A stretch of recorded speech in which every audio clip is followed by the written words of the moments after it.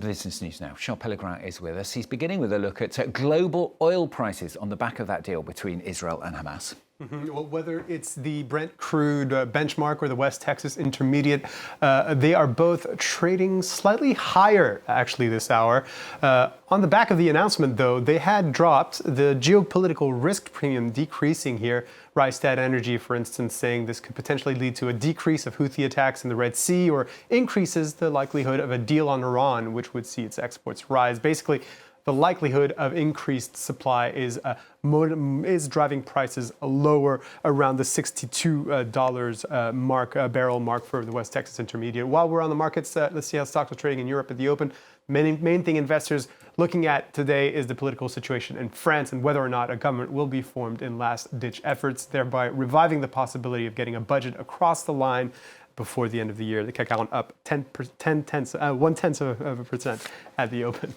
Something different for you now. We're going to go to China. The authorities there are further tightening export rules for crucial rare earth. The Chinese Ministry of Commerce releasing a couple of announcements this Thursday outlining new rules relating to those 17 chemical elements, which are extremely rare to find in their pure form and which are crucial in many high-tech products, from loudspeakers all the way to electric cars or jet engines. Beijing had already put in place restrictions back in April, creating shortages in many sectors around the world.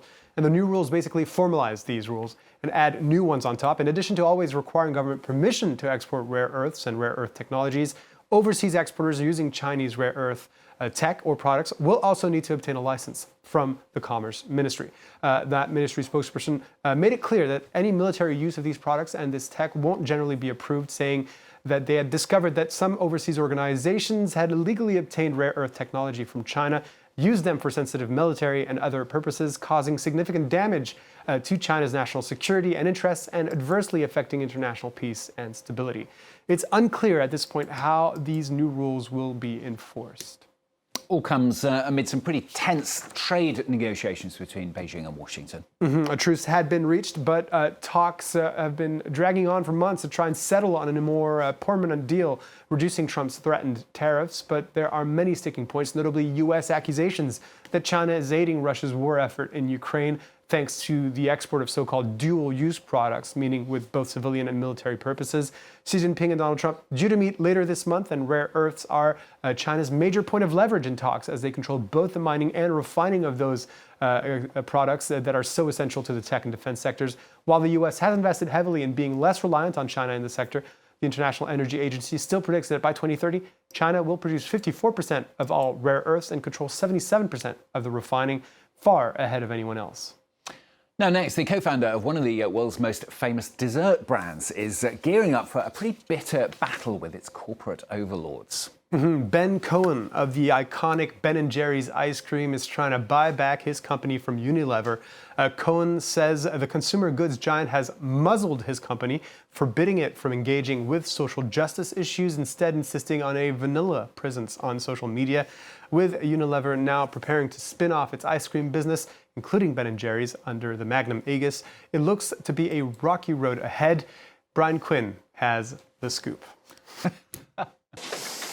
A corporate power struggle of a different flavor, as Ben Cohen, co-founder of Ben & Jerry's, seeks to free the iconic ice cream brand from a frozen conflict with its parent company. This November, consumer goods giant Unilever is spinning off its ice cream business as the Magnum Ice Cream Company. Ben & Jerry's will go with it unless Unilever can be convinced to sell the brand separately. We just want to get the business into the hands of socially aligned investors who support the mission of Ben & Jerry's and encourage it, as opposed to having it be muzzled. Launched in 1978 by a pair of ex-hippies in Vermont, Ben & Jerry's has had progressive activism as a core brand marker since the beginning.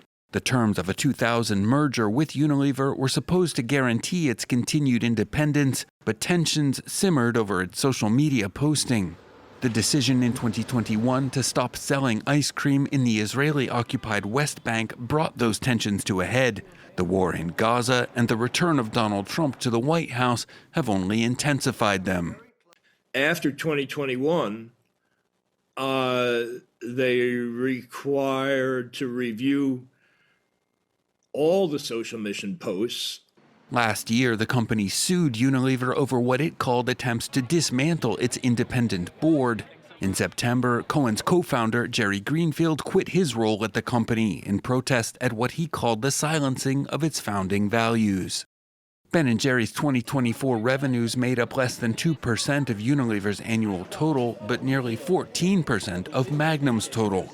Cohen says the increased weight of Ben & Jerry's on its new parent's bottom line means that without a sale, the corporate conflict is only likely to deepen.